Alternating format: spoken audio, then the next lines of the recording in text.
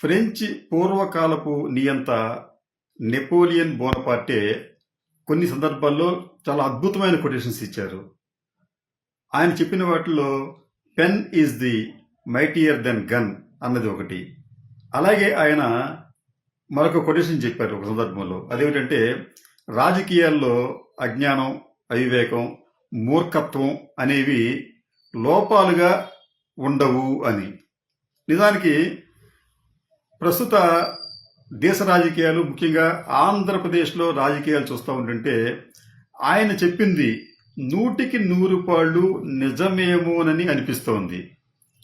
ఎందుకంటే నిన్నగాక మొన్న ఆంధ్రప్రదేశ్ ఉప ముఖ్యమంత్రి పవన్ కళ్యాణ్ గారు తన అభిమానులను ఉద్దేశించి మాట్లాడుతూ, మీరు చొక్కాలు చింపుకోండి, మీ బైకులకి సైలెన్సర్లు తీసి అలర్ట్ చేయండి, అంతకన్నా మీకు వేరే ఎంటర్టైన్మెంట్ ఏముంది, మీకు ఎనర్జీ ఇచ్చేది అదే అని చెప్పి ఆయనంటే, మరొక నాయకుడు చంద్రబాబు నాయుడు గారు, ఆయనైతే చాలా అలవోకగా అసత్యాలను పదే పదే వల్లె వేయగల కెపాసిటీ ఉన్న వ్యక్తి. ఆయన తనయుడు లోకేష్ కూడా తండ్రి బాటలోనే నడుస్తున్నట్లుగా ఉంది. లోకేష్ కూడా ఈ మధ్యకాలంలో తరచుగా నిస్సంకోచంగా, నిర్భయంగా అబద్ధాలు చెప్పడానికి ప్రయత్నిస్తున్నారు. చాలా సందర్భాల్లో అబద్ధాలు చెప్పి ఆయన అభాసు పాలినప్పటికీ కూడా ఏమీ పట్టించుకోకుండా ఆ అబద్ధాలని పదే పదే చెప్పే ప్రయత్నం చేస్తున్నారు. మీకు గత సంవత్సరం నవంబర్ 9వ తేదీన లోకేష్ ఒక ట్వీట్ చేస్తూ, జగన్మోహన్ రెడ్డి తన తాడేపల్లి ప్యాలెస్లో కేవలం పెన్నులు పేపర్ల కోసం 9.84 కోట్ల రూపాయలు ఖర్చు చేశాడు అని చెప్పి ఒక ట్వీట్ చేశారు. ట్వీట్ చేస్తూ ఆయన ఎక్సెల్ షీట్లోని ఒక కాలమ్ను మాత్రమే ప్రజలకు అందించారు. దీని మీద ఫ్యాక్ట్ చెకర్స్ దీని మీద పరిశోధన చేసినప్పుడు ఆయన చెప్పింది పూర్తిగా అబద్ధం. నిజానికి ఆ 9.84 కోట్ల రూపాయలు అనేది 5 ఏళ్లుగా జగన్మోహన్ రెడ్డి గారి ముఖ్యమంత్రి కార్యాలయానికి స్టేషనరీకి చేసిన వ్యయం. కేవలం పెన్ను పేపర్లకు కాదు, ఇతరతర అన్ని ఖర్చులు కలిపితే అయిన ఖర్చు. కానీ ఈ విషయాన్ని లోకేష్ చాలా జాగ్రత్తగా కప్పిపుచ్చి కేవలం ఒక కాలమును మాత్రమే ఆయన డిస్ప్లే చేస్తూ, ఇటువంటి ముఖ్యమంత్రిని మనం ఎప్పుడైనా చూసామా అని చెప్పి కూడా ఆయన ప్రశ్నించాడు. ఆయన అంటే అబద్ధం చెప్పే విషయంలో ఆయన ఎక్కడా కూడా మొహమాట పడటం లేదు. ఇదే లోకేష్ గారు గతంలో, అంటే గత ఎన్నికలకు ముందు ఆయన తండ్రి గారికి ఒక ఆర్టీసీ డ్రైవర్ ఎన్నికల ప్రచార సందర్భంగా షేక్ హ్యాండ్ ఇస్తే ఆ డ్రైవర్ని విధుల నుంచి తొలగించారు అని చెప్పి లోకేష్ ఒక ప్రచారం చేశారు. అయితే వెంటనే ఆర్టీసీ సంస్థ ఒక ప్రకటన జారీ చేస్తూ, ఆయనను ఎక్కడా కూడా సస్పెండ్ చేయలేదు, కనీసం విధుల నుంచి కూడా తొలగించలేదు, ఆయన ఉద్యోగాన్ని చూసుకుంటున్నారని చెప్పి వివరణ ఇచ్చినప్పటికీ కూడా లోకేష్ వినకుండా అదే విషయాన్ని పదే పదే ప్రచారం చేశారు. మరో సంఘటనలో చంద్రబాబు నాయుడిని జగన్మోహన్ రెడ్డి ప్రభుత్వం అరెస్ట్ చేసినప్పుడు ఆయన విడుదల కోసం లోకేష్ చాలా ఢిల్లీ వెళ్ళి నానా ప్రయత్నం, చాలా మందిని కలుసుకొని తన తండ్రిని విడుదల చేయడానికి మార్గాలు అన్వేషించాడు. ఈ సందర్భంగా లోకేష్ ఒక మాట చెప్పాడు. తాను హోంమంత్రి అమిత్ షాను కలుసుకోవటానికి ఆనాటి కేంద్ర మంత్రి కిషన్ రెడ్డి గారు నాకు సహకరించారు అని చెప్పి బహిరంగ ప్రకటించాడు. అయితే ఈ విషయాన్ని స్వయంగా కిషన్ రెడ్డి గారే ఖండించారు. నేను అసలు ఆయనను ఎక్కడికి రిఫర్ చేయలేదు, నేను అమిత్ షా దగ్గరికి లోకేష్ని తీసుకెళ్ళని చెప్పే పరిస్థితి ఏర్పడింది. అయినప్పటికీ కూడా లోకేష్ గారు నిర్భయంగానే అబద్ధం చెప్పారు.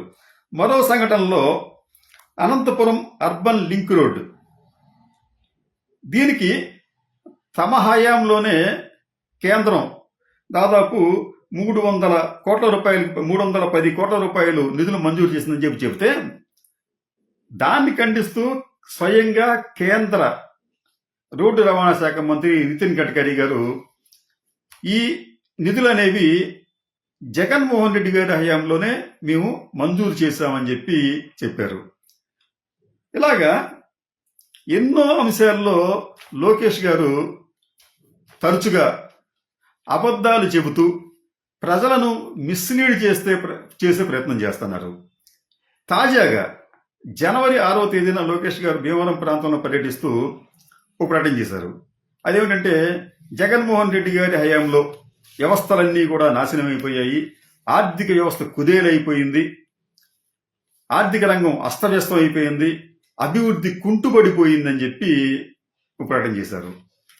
సరే, దీనికి సంబంధించి అసలు నిజంగా జగన్మోహన్ రెడ్డి హయాంలో ఆర్థిక వ్యవస్థ అట్లా ఛిద్రమైపోయిందా, అంత నాశనమైపోయిందా అని ఒకసారి ఆర్బీఐ నివేదికను అలాగే కేంద్ర ప్రభుత్వం ఇచ్చిన గణాంకాలను పరిశీలిస్తే ఇక్కడ కూడా లోకేష్ గారు చాలా ధైర్యంగా అబద్ధాన్ని చెప్పినట్లుగా కనిపిస్తోంది.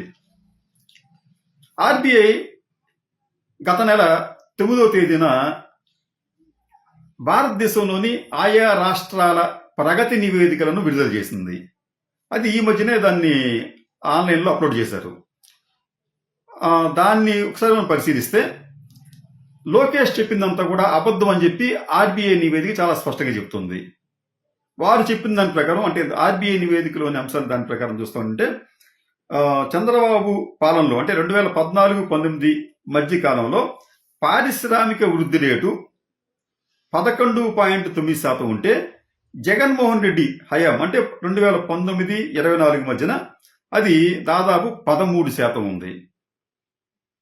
అంటే పారిశ్రామిక రంగం ఏమీ కుంటుపడిపోలేదు, కాయలా పడిపోలేదు లోకేష్ గారు చెప్పినట్లుగా. అలాగే తలసరి ఆదాయానికి వచ్చేటప్పటికీ చంద్రబాబు నాయుడు గారి పాలనలో అంటే 2018-19 సంవత్సరంలో తలసరి ఆదాయం 1,54,031 రూపాయలు ఉంటే అది జగన్మోహన్ రెడ్డి గారి హయాంలో అంటే 2023-24 వచ్చేటప్పటికి 2,42,479 రూపాయలు ఉంది. అంటే దాదాపు 1,00,000 రూపాయలు ఆదాయం అనేది జగన్మోహన్ రెడ్డి పాలనలో ప్రజలకు ఆదాయం పెరిగింది.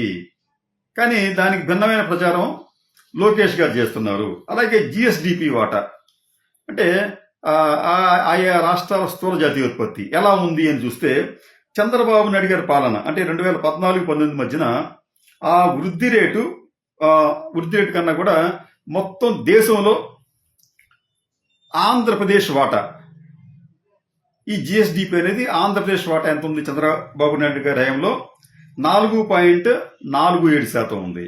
అదే జగన్మోహన్ రెడ్డికి వచ్చినప్పటికీ 2019-24 మధ్యన ఆ వాటా దాదాపు 4.83% పెరిగింది.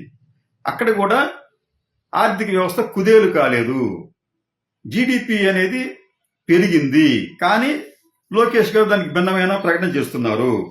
అలాగే మీకు తాజాగా ఇంకా మిగతా విషయాలకు వచ్చేటప్పటికి నికర రాష్ట్ర స్థూల జాతీయోత్పత్తి కరెంట్ ప్రైస్ చూస్తే మీకు 2019-20లో 8.74 లక్షల కోట్లు ఉంటే అది 23-24 వచ్చేటప్పటికి 12.91 లక్షలకు పెరిగింది. అంటే జగన్మోహన్ రెడ్డి హయాంలో నికర రాష్ట్ర స్థూల జాతీయోత్పత్తి కరెంట్ ప్రైస్తో మనం చూస్తే బాగా పెరిగింది చంద్రబాబు నాయుడు గారి పాలనతో చూస్తే. అలాగే మీకు తయారీ రంగం అంటే మ్యానుఫ్యాక్చరింగ్ సెక్టర్కి వచ్చేటప్పటికి అది ఆర్థిక వ్యవస్థకు అంటే రాష్ట్ర ఆర్థిక వ్యవస్థకు సమకూరిన నికర స్థూల విలువ అది చంద్రబాబు నాయుడు గారి హయాం అంటే 2019-20లో 60.57 వేల కోట్లు ఉంటే అది జగన్మోహన్ రెడ్డి గారి హయాం అంటే 22-23 నాటికి 1.29 లక్షల కోట్లకు పెరిగింది. చాలా అది ఇంచుమించు డబల్ కన్నా ఎక్కువైంది. జగన్మోహన్ రెడ్డి గారి హయాంలో మ్యానుఫ్యాక్చరింగ్ సెక్టర్ అనేది బాగా అభివృద్ధి చెందని ఆర్బీఐ నివేదిక.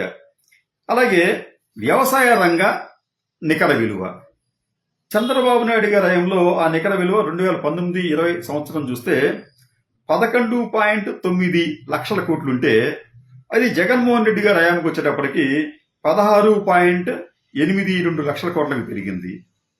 అంటే వ్యవసాయ రంగ నికర విలువ 11.91 లక్షల నుంచి 16.82 లక్షలకి బాగా పెరిగినట్టుగా మనం భావించాలి. ఇది దేశంలో అత్యధికంగా చెందిన వృద్ధిలో ఇదొకటి.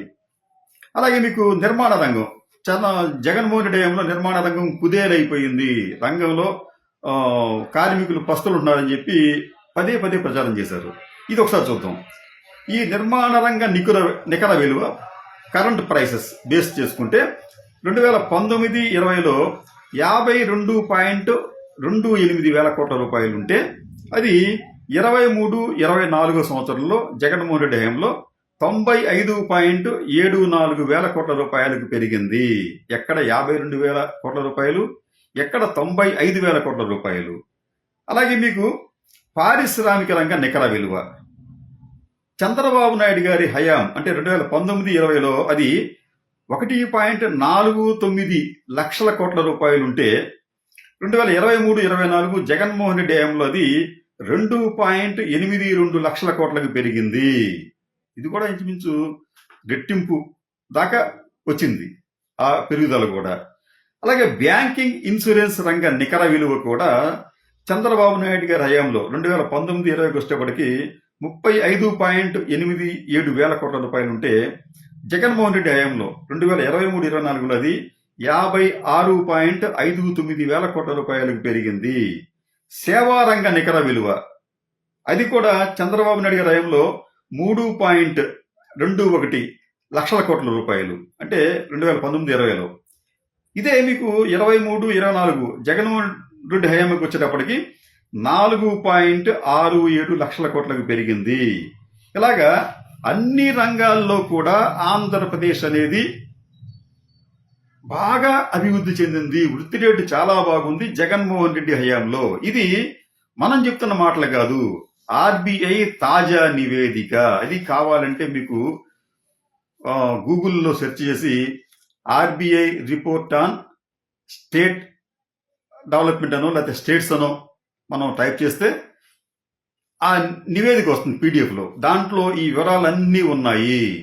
ఇంత విస్పష్టంగా వాస్తవాలు ఉన్నప్పటికీ కూడా చాలా స్పష్టంగా అబద్ధాలు చెప్పే రాజకీయ నాయకుల జాబితాలో లోకేష్ కూడా జాయిన్ కావటం నిజంగా విచారకరం. ఎందుకంటే లోకేష్ ఇంకా చాలా రాజకీయ భవిష్యత్తు ఉంది. ఆయన నిజాయితీకి కట్టుబడి ఉండి వాస్తవాలు మాత్రమే మాట్లాడితే ఆయన భవిష్యత్తుకి బాగుంటుంది. అట్లాగే ఆయనకి క్రెడిబిలిటీ కూడా బాగా పెరుగుతుంది. అలా కాదు, మాకు కూడా అధికారమే పరమావధి, అబద్ధాలు అనే పునాదుల మీదే మేము మా సామ్రాజ్యం నిర్మిస్తామని చెప్పి అనుకుంటే ప్రజలు మళ్ళీ వారిని తిరస్కరించే ప్రమాదం ఉండవచ్చు.